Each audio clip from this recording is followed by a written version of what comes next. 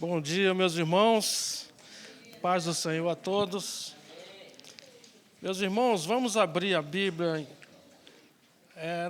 na segunda carta aos Coríntios, capítulo 3. 2 Coríntios, capítulo 3. Hoje eu vou falar de um assunto, por si só, muito extenso.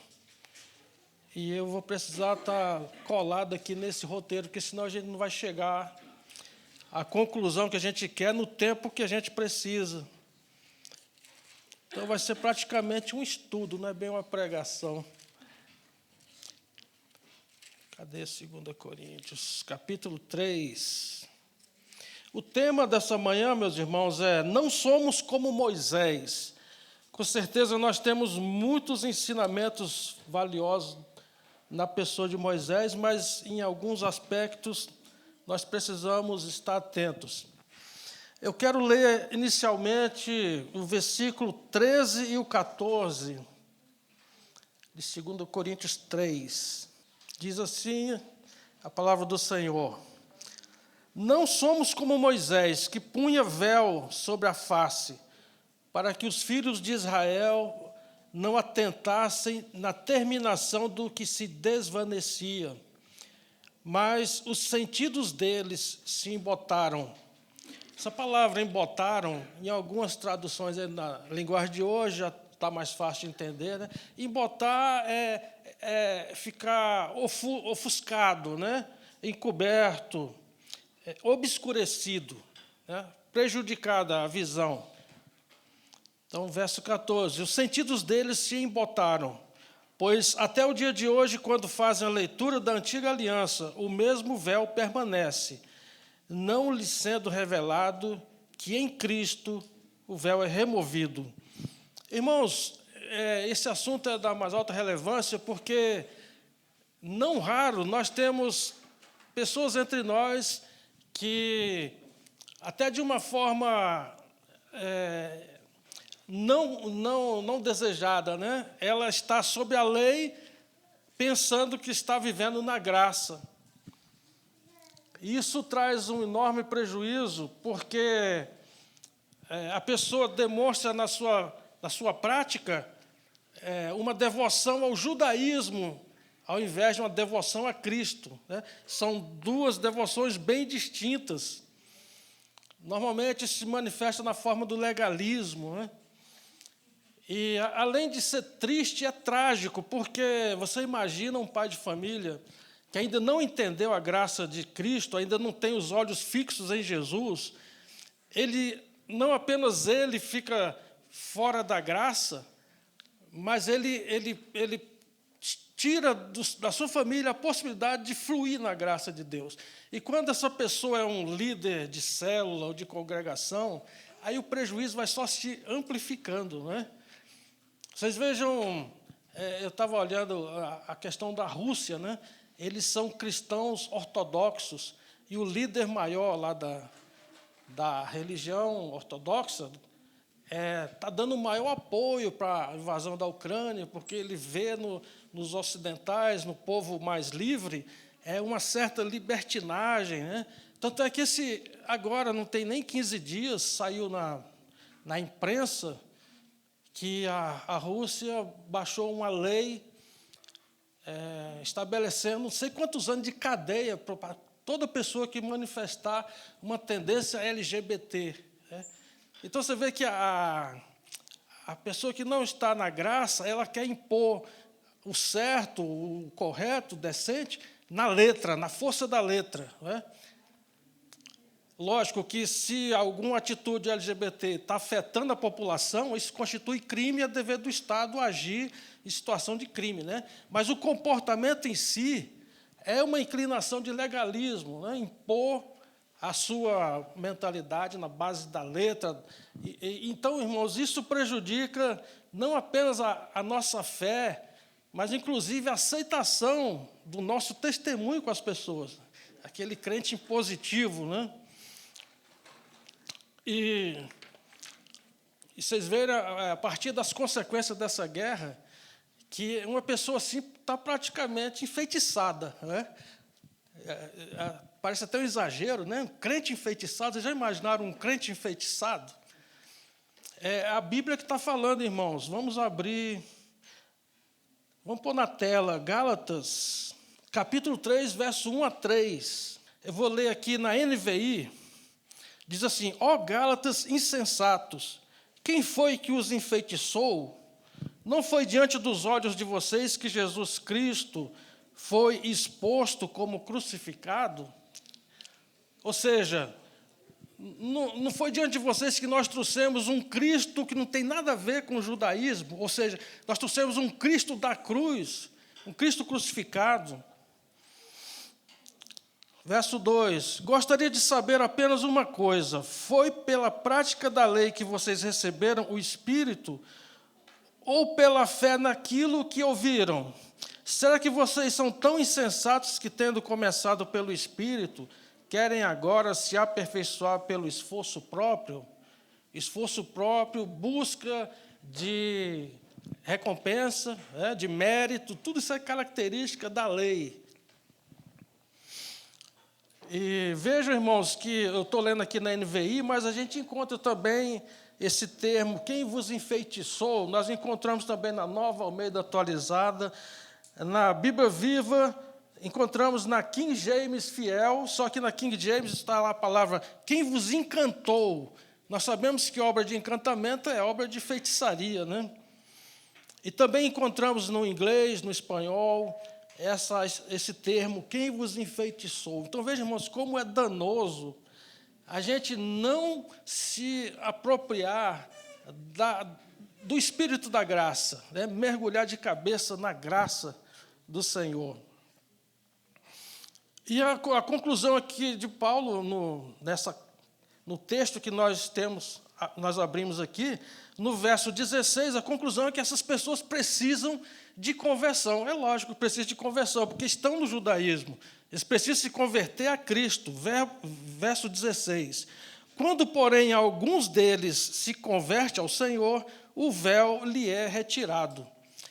A gente imagina esse véu como um pedacinho de pano cobrindo a vista, né? Mas, na verdade, era uma touca, tipo uma burca, que é até mais fácil de aplicar, né? E com a forma da pessoa enxergar, embora que bem prejudicado. Então, como sendo uma espécie de touca, aquilo afeta não apenas os olhos, mas a mente por completo, esse tal desse véu. E a palavra do Senhor diz que se os teus olhos forem embaçados, forem obscurecidos, todo o teu corpo será trevas, não é? Então, vejam, irmãos, que a falta desse entendimento, a presença desse véu é um desastre na vida da pessoa, diante de Deus. E lá em Romanos 10, verso 4, fala duas coisas muito importantes. Ele tem um duplo significado. Romanos 10, 4. Ele diz que Jesus é o fim da lei, a lei mosaica, né, a lei de Moisés. Em Jesus a lei foi terminada, chegou ao seu fim. E também diz, ao mesmo tempo, o mesmo texto fala que a própria lei tinha por finalidade Jesus. Ou seja, quando Jesus veio, as pessoas já estavam fartas de saber que precisavam de um Salvador, porque a lei por si só era inadequada para a nossa necessidade. Então, eu vou ler aqui Romanos 10, verso 4, na Revista Atualizada, diz assim: porque o fim da lei é Cristo, para a justiça de todo aquele que crê. Na versão transformadora, nova versão transformadora, diz assim: pois Cristo é o propósito para o qual a lei foi dada. Então, veja que o mesmo versículo, ele significa duas coisas ao mesmo tempo. Com relação à lei em si, eu quero destacar duas características da lei. A primeira delas está aqui no próprio texto, que coloca a lei como o ministério da morte, verso 7. Diz assim: se o ministério da morte, gravado em letras em pedras, nas tábuas da lei, no caso, Se esse ministério se revestiu de glória a ponto de os filhos de Israel não poderem fitar a face de Moisés por causa da glória do seu rosto, ainda que uma glória desvanecente, como não será de maior glória o ministério do Espírito? Então, um dos termos que se usa para a lei mosaica é o ministério da morte, ou seja, a lei ministra morte. Por quê? Porque o salário do pecado é a morte. Outra expressão, eu vou ler aqui na King James, não dá para projetar que nós estamos sem a King James aqui. Diz assim: como não será a ministração do Espírito mais gloriosa? Perguntando. Porque se a ministração da condenação for gloriosa, muito mais a ministração da justiça excederá em glória. Então, a lei como uma espécie de ministração na vida das pessoas. A NVI também traz essa ideia de ministério. Na Bíblia Viva, traz a ideia de um plano de Deus. Tudo isso era Deus trabalhando na humanidade, no seu propósito. A Bíblia Viva diz assim no verso 9: se o plano que trouxe condenação era glorioso, muito mais glorioso ainda é o plano que justifica os homens perante Deus. Até ficou mais clara a ideia, né? Na versão transformadora, traz a lei como um sistema religioso. Diz assim: se o antigo sistema que traz condenação era glorioso, muito mais glorioso é o novo sistema, que nos torna justos diante de Deus. Outro aspecto que eu quero trazer sobre a característica da lei é que a lei estava enferma. Paulo que diz isso lá em Romanos 8, verso 3. O que é uma lei enferma? É porque ela dependia da fidelidade das pessoas.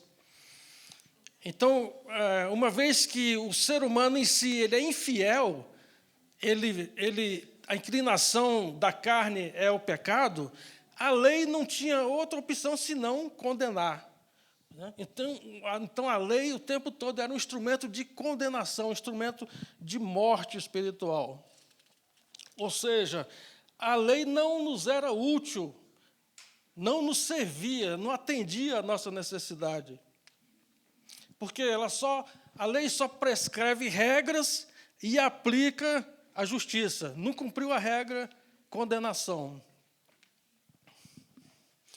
Então, é tipo uma comparação, né? É como se a lei fosse um sinal de contramão numa rua estreita e a gente fosse aquele caminhão enorme entalado nessa rua estreita, sem chance para nós, né? Interessante, nós vamos agora partir. O que acontece? Irmãos, a graça, ela não é bem aceita, ela não é absolvida, ela não é praticada na sua totalidade, na sua plenitude na nossa vida, porque existem dúvidas, né? E uma delas está em Hebreus, capítulo 8, verso 7. Na verdade, é uma verdade, só que na mente falha das pessoas, na nossa mente, surgem algumas dúvidas. Diz assim, Hebreus 8, 7. Se aquela primeira aliança fosse perfeita, não seria necessário procurar lugar para outra. A pergunta que se levanta aqui é o seguinte: a lei não é palavra de Deus? Continua sendo e nunca vai deixar de ser. A lei é a expressão da vontade de Deus para nós. E por que, então, que ela foi substituída, né? Na verdade, irmãos, não é a vontade de Deus em si que foi substituída, mas o sistema pelo qual Deus olha para nós, né? Jesus, quando veio, ele cumpriu em si mesmo todas as exigências da lei. E agora, quem está em Cristo está justificado. Então, Deus continua olhando o pecado com a mesma... rejeitando o pecado. Mas o sistema em si nos trouxe uma forma de salvação, né? Trouxe a nós o que nós precisávamos. E outra dúvida que se levanta está lá em Mateus 5,17, quando o próprio Jesus diz assim: não penseis que eu vim revogar a lei ou os profetas. Não vim revogar, mas cumprir. Então a gente pensa, se Jesus veio cumprir a lei, eu também tenho que cumprir.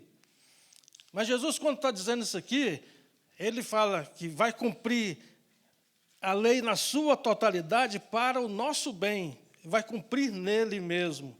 Tanto é que na ceia a gente celebra a nova aliança no meu sangue, ou seja, no sangue do Senhor. É isso que ele quis dizer aqui, que ele está aqui na terra entre nós para satisfazer plenamente as exigências da lei. Tanto é que na sequência, Mateus 5,17, no verso 18, Jesus diz assim: porque em verdade vos digo que até que o céu e a terra passem, nenhum i ou um tio jamais passará da lei, até que tudo se cumpra. Ou seja, Jesus, além de cumprir totalmente a lei no nosso lugar, ele intercede por nós como advogado diante do Pai. E toda vez que o Senhor requer de nós o cumprimento da lei, Deus olha para Cristo e ele está cumprindo no nosso lugar. Então, nós podemos ter essa intrepidez de sabermos que o nosso arrependimento diante do Senhor Jesus vai ser aceito plenamente. Você não precisa pagar uma promessa, arrastar um pedaço de pau, uma cruz, morro acima, porque o Senhor Jesus, ele já está nessa posição cuidando de nós para garantir a nossa entrada diante do Pai. É do agrado de Deus que tudo isso era plano de Deus desde o início, mas a gente enxerga como se fosse,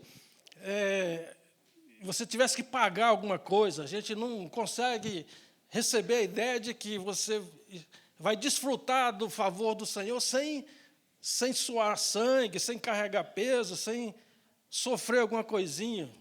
Tudo que o Senhor Jesus requer de nós é uma atitude de quebrantamento, de arrependimento, uma disposição para mudança de atitude. Isso aí é tudo. Passou disso aí, está fora do plano original de Deus para nós. Eu vou ler aqui 1 João 2,1, muito conhecido, diz assim: filhinhos meus, estas coisas vos escrevo para que não pequeis. Se todavia alguém pecar, temos advogado junto ao Pai, Jesus Cristo, o justo. E irmãos, eu amo aquele versículo lá na oração de Jesus, em João 17, quando ele fala ao Pai: em favor deles eu me santifico. O que é santificar? É me separar, né? Jesus se dispôs a cuidar de nós desde a fundação do mundo. E ainda está cuidando, ele está lá em cima, nosso advogado, cuidando, preparando o lugar para nós. Ele se separou. Ele é um Deus que, em vez de cobrar oferendas, ele se oferece. E isso é maravilhoso.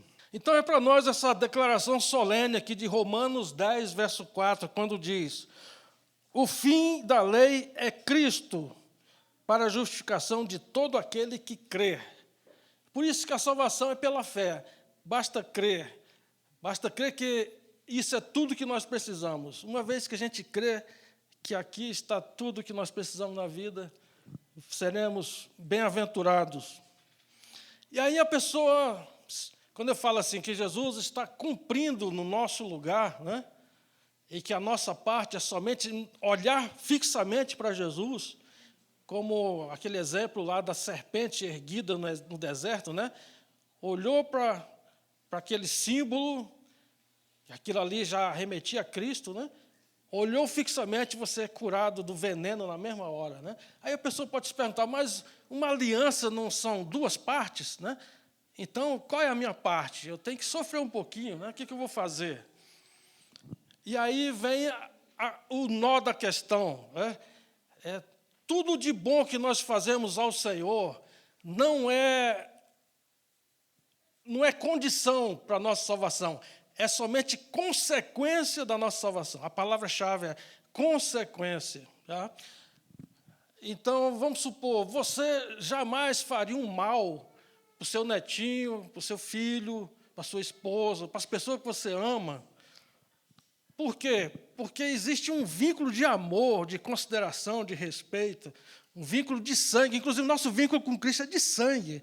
Então, é um vínculo pleno. Né? Então, a mesma atitude que a gente tem para com aqueles que a gente ama, o Senhor tem com a gente e a gente com Ele. Mera consequência do que Ele fez, porque Ele nos amou primeiro e providenciou o nosso bem. Então, isso é uma coisa dinâmica que vai gerando santificação na vida da pessoa. Tá? Então, nunca entre nessa fria, nessa furada de prometer sacrifício para Deus. Ó, Senhor, eu quero aqui uma bênção e eu vou fazer alguma coisa, um sacrifício. Né? Porque seja sacrifício de ir à igreja, sacrifício de não faltar nunca à célula, de ler a Bíblia toda várias vezes. Se faz uma promessa de ler a Bíblia 10 vezes, se você alcançar uma bênção. Isso sendo sacrifício, Deus não recebe. Deus vai receber se for uma atitude do coração, porque a lei agora está nos nossos corações. Não é? Então, a chave para a graça é essa interação de amor, de entrega, de se derramar, de entender o amor que está envolvido nisso, o preço que foi pago para que isso acontecesse. Esse é o coração de Deus. Nunca sacrifício, nunca carregar peso, sofrimento. Lógico que o amor é sofredor, está lá em 1 Coríntios 13. Né? Esse amor que nós temos por Deus pode até nos matar. Nos dias do anticristo, muitos de nós vão ser mortos por causa desse amor. Mas nunca no sentido de uma morte, lógico, uma morte sacrificial nesse sentido do amor, né? Mas nunca de um pagador de promessas. Nós não somos pagadores de promessas. Sacrifício de tolo, obras mortas, né, que Paulo chama. Inclusive, tem um ditado por aí que diz que o céu é um lugar para gente boazinha e certinha. E, na verdade, irmão, nunca foi isso. O céu é um lugar para pessoas que foram perdoadas. Né? Se você tiver na sua cachola esse sentimento, essa certeza de que você foi perdoado, uma vez perdoado, você está justificado, uma vez justificado, você é filho de Deus. Você pode desfrutar de toda a plenitude que Deus tem para nós. Né? Essa é uma questão, o texto aqui de Paulo fala do embotamento da mente. Né? Tudo isso se processa na nossa mente. Por isso que Paulo pede, pelas misericórdias de Deus, que a gente renove a nossa mente, nosso entendimento. Eu quero ler aqui Salmo 50, verso 23. É um dentre tantos versículos da Bíblia que traz essa ideia de que a nossa interação com o Senhor é aquela interação de gratidão, aquela interação de entendimento de que nós alcançamos o favor de Deus. Salmo 50, 23 diz assim: o que me oferece sacrifício de ações de graças, esse me glorificará. E ao que prepara o seu caminho, dar-lhe-ei que veja a salvação de Deus. Na NVI fica até mais claro de entender. Quem me oferece sua gratidão como sacrifício, honra-me. Aqui veja que a palavra sacrifício, né? Esse sacrifício aqui no sentido de entrega, né? Entrega sem reservas. Quem me oferece sua gratidão como sacrifício, honra-me, e eu mostrarei a salvação de Deus ao que anda nos meus caminhos. Tanto é que Jesus falou lá em João 14, 15, se me amais, guardareis os meus mandamentos. Então, não é questão de sacrifício, é uma questão de gentileza, de reciprocidade, de amor. É o que obediência, né? Você, quando ama sua esposa, você presta contas a ela, você é obediente a ela. O mundo não aceita essa ideia de você ser obediente à sua família. Né? Tem gente aí jogando fora a família porque é desobediente. A própria lei, irmãos, a própria lei, ela é santa e boa, ela está repleta do caráter de Deus. Ela está repleta de misericórdia. Tá? quando diz lá, não matarás, não adulterarás, ela está tentando evitar que a sua vida vire uma desgraça. 2 Coríntios 3,17, também um versículo super mal interpretado. O que é que está querendo dizer o verso 17 aqui? Ora, o Senhor é o Espírito, e onde está o Espírito do Senhor, aí há liberdade. Então, muitos aí estão usando esse versículo para fazer todo tipo de manifestação esquisita no culto. É como se tivesse... A pessoa acha que o que ele faz lá no estádio de futebol, quando sai o gol, ele pode fazer aqui na igreja. Fazer trenzinho, já vi trenzinho, né? Eu não quero até estar julgando aqui, mas as pessoas não levam em conta o respeito, irmãos, a própria liturgia do culto, o estabelecimento do altar, tudo está regulado na Bíblia. Deus estabeleceu critérios para o momento do culto.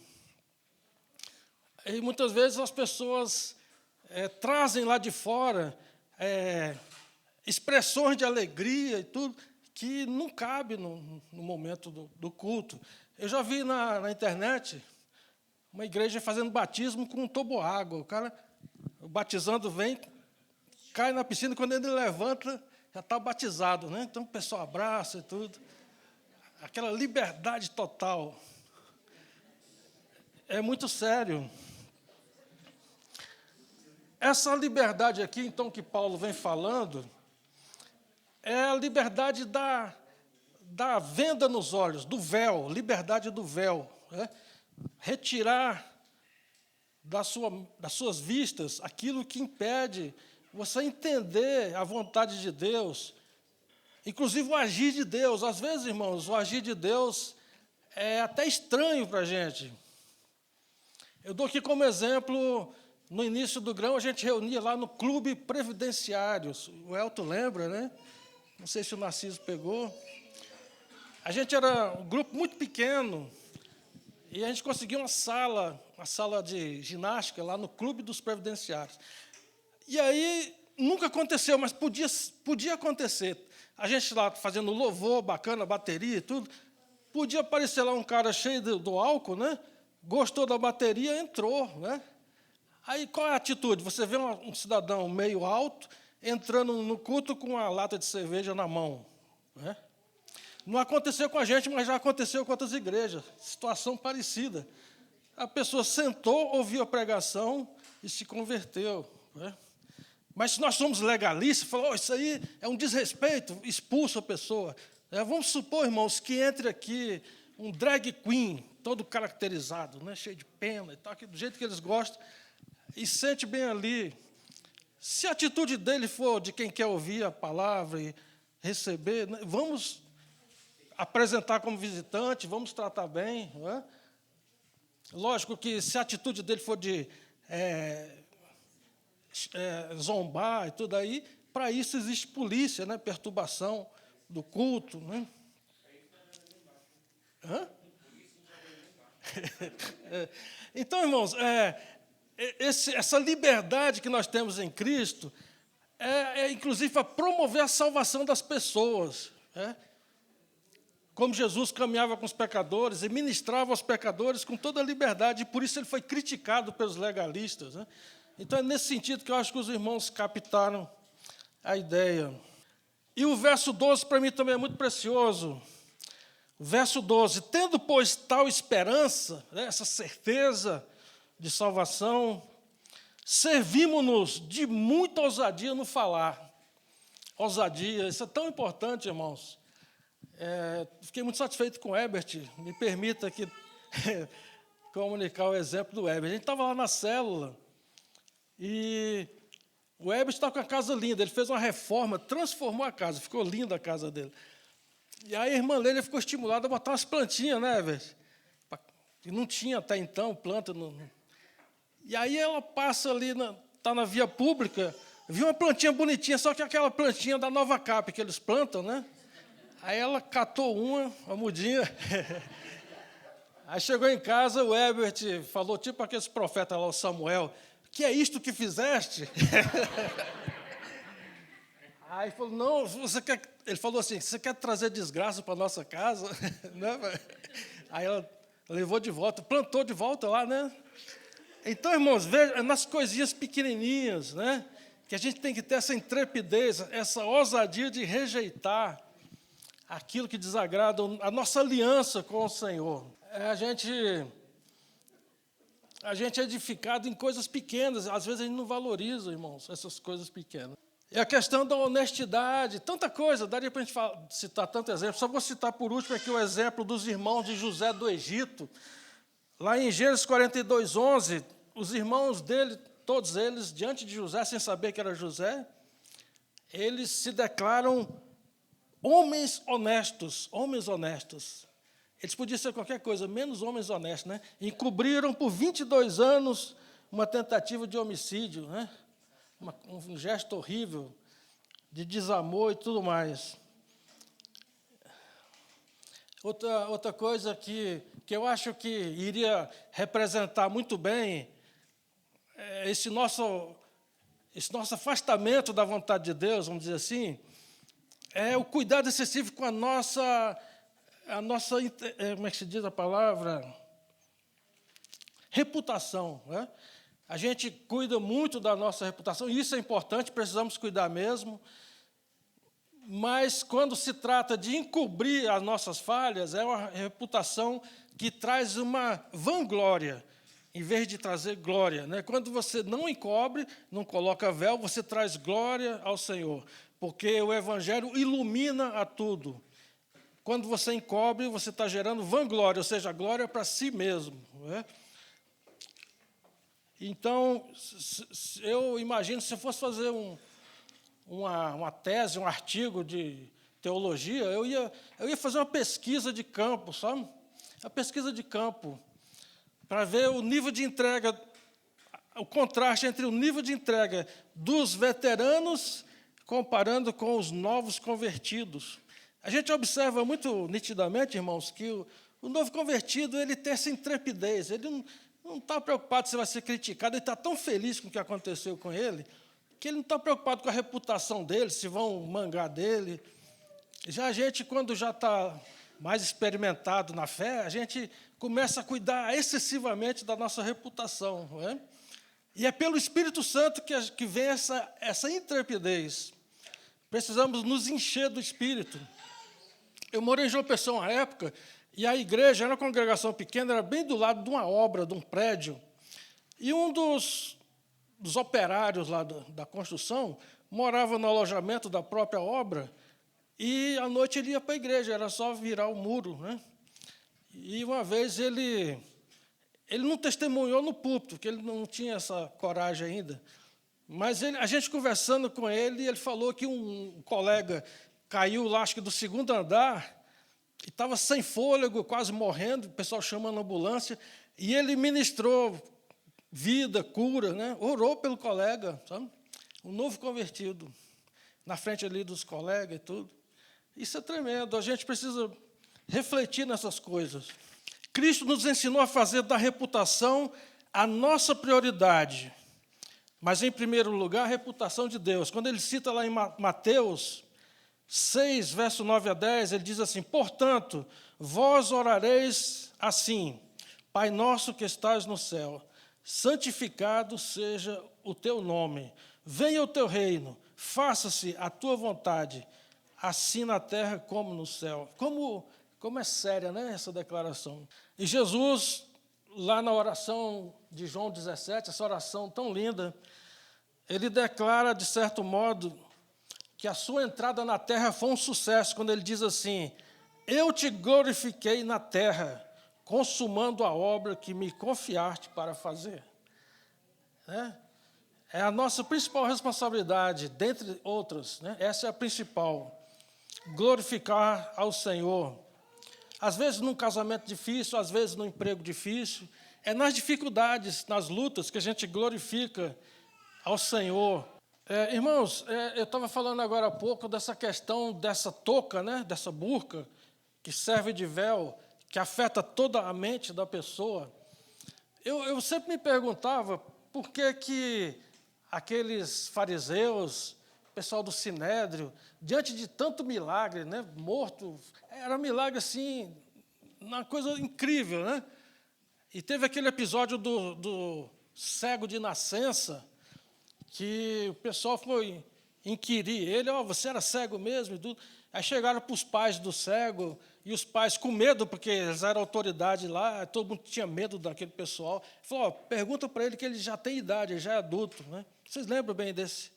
Acho que é João 8, por aí. Aí eu ficava me perguntando, como é que diante de tanta glória esse pessoal não se convertia, né? Mas é por causa da mente deles. Aqui, eu vou ler dois versículos aqui que manifesta qual era a mente daquele pessoal. João 11, 47 a 48, diz assim, então os principais sacerdotes, os fariseus, convocaram o sinédrio, que era a turma deles ali, né? E disseram, que estamos fazendo, uma vez que este homem opera muitos sinais? Se o deixarmos assim, todos crerão nele, e depois virão os romanos e tomarão não só o nosso lugar, mas a própria nação. Então, a preocupação deles era o lugar, a posição deles, os direitos deles. Eles estavam preocupados em preservar o que era deles. Eles temiam mais a ação dos romanos do que a ação de Deus. Essa é a realidade. Né? Aí a conclusão que eu chego, irmãos, é que determinadas pessoas que colocaram na sua mente essa prioridade pelas coisas da terra, pode descer um anjo aqui. O que Jesus fez era muito maior do que essa questão de um anjo descendo, né? Pode fazer o que for. Às vezes a gente fica preocupado que não está convertendo as pessoas porque a pregação está deficiente, a gente não está se preparando melhor para pregar. E eu entendo, irmãos, que quando você encontra uma mente embotada, pode ser o Billy Graham que você não vai convencer, não vai converter. Nós mesmos não temos essa capacidade, né? Paulo fala, aqui mesmo ele fala, no verso 5, ele diz, não que por nós mesmos sejamos capazes de pensar alguma coisa como se partisse de nós, pelo contrário, a nossa suficiência vem de Deus. Então, da mesma forma que o semeador não tem esse poder de fazer a semente germinar, o pregador não tem poder também de fazer a pessoa se arrepender e receber a Cristo. Né? Nós que ministramos na célula, na vida das pessoas, a gente tem que ter essa consciência que o nosso papel é semear, tanto no exemplo de vida, quanto na ministração da mensagem. E o Senhor vai se agradar de nós fazendo isso, porque Ele sabe que a nossa tarefa vai até certo ponto. Né? Romanos 7, verso 6 é precioso. Mas agora estamos livres da lei, pois morremos para aquilo em que estávamos retidos, para que sirvamos em novidade de espírito, de glória, eu acrescentei aqui, de glória em glória, porque o próprio verso 18 aqui, vejam, Paulo falando, todos nós com o rosto desvendado, ou seja, sem cobrir nada, né? Sem mentiras. Não é desmérito nenhum o pastor da igreja, igual o pastor Daniel, domingo passado, veio à frente. Né? E não é desmérito qualquer um de nós vir aqui na frente, porque a nossa vida depende disso, de nos arrependermos, de tirar véu, cara descoberta, né? De rosto desvendado. Então, verso 18, todos nós com o rosto desvendado, contemplando como por espelho a glória do Senhor. Veja aqui, irmãos, que espelho aqui não é esse que a gente está acostumado. Na época de Paulo, o espelho era uma superfície de metal polido várias vezes, e você tinha ali uma imagem não tão perfeita. Né? Não é essa imagem que a gente tem hoje. E o próprio apóstolo Paulo, em outras ministrações, até separei aqui, 1 Coríntios 13, 12, Paulo fala que essa imagem embaçada no espelho é a nossa imperfeição. Mas mesmo nessa nossa imperfeição, o Senhor vem, como ele diz aqui, a glória do Senhor, nós somos transformados de glória em glória, na sua própria imagem, como pelo Senhor, o Espírito. Isso aqui, irmãos, é a meta de vida, tanto individual nossa, quanto da igreja, ser transformado de glória em glória, glória em glória. Então é isso que o verso aqui, 6 de Romanos 7 está dizendo. Agora estamos livres da lei, pois morremos para aquilo em que estávamos retidos, para que sirvamos em novidade de espírito e não na velhice da letra. Irmãos, eu descobri uma coisa muito interessante aqui nesse verso 18. Na verdade, o que me motivou a trazer essa mensagem foi exatamente o verso 18. Esse verso 18, quando você vai nos comentários bíblicos, normalmente eles evitam o verso 18, eles passam na tangente, sabe? Porque ele é muito profundo. E vocês vão observar um aspecto aí, aqui na minha versão revista atualizada, ele está dizendo que nós, contemplando como por espelho, né? Contemplando. Mas vai ter Bíblia aí que está escrito refletindo. Alguém aí está escrito refletindo, em vez de contemplando? Eu marquei aqui, ó, Almeida século 21 está escrito refletindo. A Bíblia Viva também refletindo. Almeida Revista e Corrigida, tem alguma aqui no auditório? Também traz refletindo. Almeida Corrigida Fiel, também. A Bíblia de Jerusalém, que é a Bíblia Católica, também refletindo. Então, contemplando, eu encontrei na Almeida Revista Atualizada, na NVI e na King James Fiel, aquela de 1611. E aí vem a pergunta, né? O que exatamente Paulo estava querendo dizer para nós? É refletindo ou contemplando? E para você, qual que é mais importante na sua vida espiritual? É contemplar Cristo, olhando fixamente para Ele, ou é refletir Cristo na vida das pessoas? Aí é uma sinuca de bico, né? E aí a resposta é que todos os dois estão corretos, porque existe lá um verbo do original grego, o verbo katoprizomé. Katoprizomé, ele tem dois sentidos. O primeiro é ver-se num espelho, espelhar-se. Primeiro sentido. O segundo sentido é fazer-se refletir no espelho, mostrar-se mediante um espelho. E outra coisa tremenda, eu atribuo assim, propósito de Deus nesse versículo. É o único lugar na Bíblia onde aparece o verbo katoprizomé. E nada na Bíblia por acaso. Esse verbo está aqui para nos levar à necessidade crucial de contemplar e refletir. Na verdade, a nossa vida espiritual está nisso, irmãos, contemplar e refletir. Se a gente sai disso, vamos fracassar. A gente vive uma época que eu considero assim trágica, né? Porque nós estamos sempre correndo, sempre preocupados, sempre atrasados, sempre transpirando, né? E a gente não tem tempo para contemplar nada. Sequer, às vezes, o netinho, o filho. Eu observo no shopping aquelas vasos de planta. Eu gosto muito de planta, sabe, irmãos? Aqueles vasos de planta lindos, bem cuidados. E as pessoas fazem daquilo um cinzeiro. Né? Você olha assim, está cheio de ponta de cigarro, papel amassado. As pessoas não contemplam nenhum tipo de beleza. Inclusive, tem um documentário na internet que fala, o título dele é O Fim da Beleza. Eles mostrando tanto que a nossa sociedade se afastou da beleza. As pinturas, a escultura, qualquer rabisco agora é considerado arte, né? Irmãos, quando a gente não contempla, a gente se desumaniza, sabe? Eu percebo isso. E eu acho que eu tenho chorado muito porque eu contemplo muito, sabe? O pessoal fala que eu choro até em inauguração de supermercado. Porque eu tenho me exercitado em olhar para as coisas. Eu fui ao psicólogo uma vez, que eu estava com um iníciozinho de depressão, né, por causa das lutas e tudo, e ele me falou, você se lembra do percurso do carro até aqui? Eu não lembrava. Aí falou, tenta contemplar. Aí, quando eu voltei para o carro, eu observei, eu passei debaixo de um pé de limão, carregado de limão. Tanta coisa, eu não tinha percebido nada, sabe? Como é precioso contemplar, sabe, irmãos? E aí, como é que a gente contempla? Lendo a palavra do Senhor, pesquisando aquelas palavrinhas que você não entendeu, lendo bons livros de autores inspirados por Deus, o louvor, né? Meditar, enfim, os irmãos entenderam, né? Precisamos contemplar. Refletir nem se fala, né? Refletir é o testemunho pessoal. Paulo fala que a nossa vida refletida é a carta aberta às pessoas, né? E lógico, a gente vai fazer isso mediante o amor, né?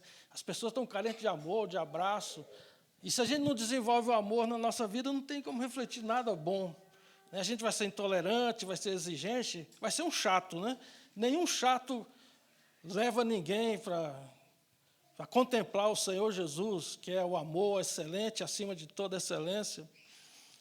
Então, irmãos, eu fui motivado a pregar hoje só por causa desse versículo 18. Eu fiquei encantado, irmãos, com esse versículo 18.